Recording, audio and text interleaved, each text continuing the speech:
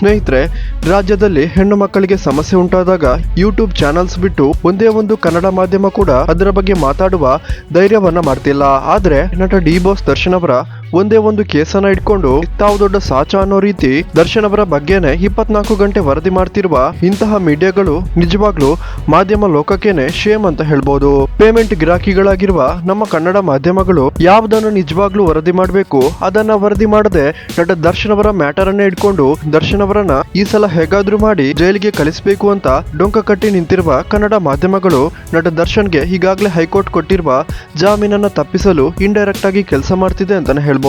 ಅಮಾಯಕ ಹೆಣ್ಣು ಮಕ್ಕಳಿಗೆ ಆಗಿರುವ ಸಮಸ್ಯೆಗಳನ್ನ ವರದಿ ಮಾಡದೆ ಈ ರೀತಿ ದರ್ಶನ್ ಅವರ ಬಗ್ಗೆನೇ ಸುದ್ದಿ ಮಾಡಿ ತಾನು ದೊಡ್ಡ ಸಾಚ ಅಂತ ಅಂದುಕೊಂಡಿರುವ ಇಂತಹ ಮಾಧ್ಯಮಗಳು ಮತ್ತು ಮಾಧ್ಯಮಗಳ ಆಂಕರ್ ಗಳನ್ನ ನಾವೆಲ್ಲರೂ ಸೇರಿ ಬಾಯ್ಕಾಟ್ ಮಾಡಿದ್ರೆ ಮಾತ್ರ ಇವರೆಲ್ಲರಿಗೆ ಬುದ್ಧಿ ಬರುತ್ತೆ. ಇಲ್ಲ ಅಂದ್ರೆ ಇವರು ಇದೇ ರೀತಿ ದೊಡ್ಡ ವ್ಯಕ್ತಿಗಳಿಂದ ಹಣ ಪಡ್ಕೊಂಡು ತಮಗೆ ಬೇಕಾದಾಗೆ ನ್ಯೂಸ್ ಅನ್ನ ಡೈವರ್ಟ್ ಮಾಡ್ತಾನೆ ಇರ್ತಾರೆ ಅಂತ ಹೇಳ್ಬೋದು. ವೀಕ್ಷಕರೇ, ಯಾರೆಲ್ಲ ಕನ್ನಡ ನ್ಯೂಸ್ ಚಾನೆಲ್ಸ್ ಗಳನ್ನ ಬಾಯ್ಕಾಟ್ ಮಾಡ್ಬೇಕು ಅನ್ಕೊಂಡಿದ್ದೀರಾ, ಬಾಯ್ಕಾಟ್ ಕನ್ನಡ ನ್ಯೂಸ್ ಚಾನೆಲ್ಸ್ ಅಂತ ಕಮೆಂಟ್ ಮಾಡಿ ತಿಳಿಸಿ.